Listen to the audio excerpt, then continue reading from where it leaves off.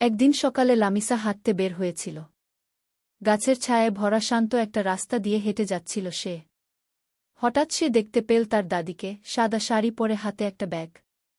লামিসা। দাদি। তুমি এখানে? কোথায় যাচ্ছ? দাদি হেসে। বাজারে যাচ্ছি মা। আর তুমি?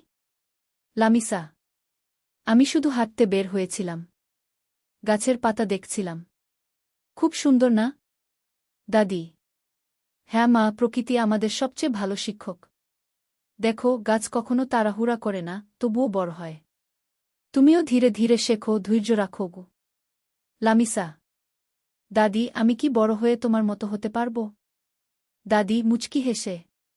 তুমি আমার চেয়েও ভালো হবে, যদি প্রতিদিন একটু একটু করে ভালো কিছু শিখো ও করো। লামিসা। তাহলে আজ থেকে আমি প্রতিদিন একটা ভালো কাজ করব গো।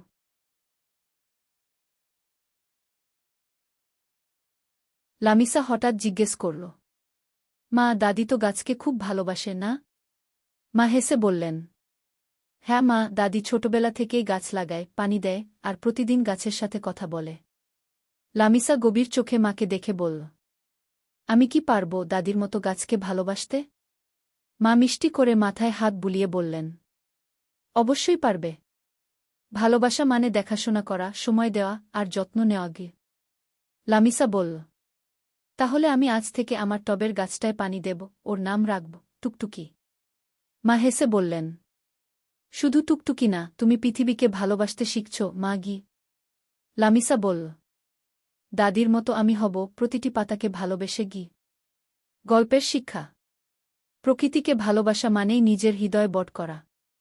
ছোট কাজ দিয়েও আমরা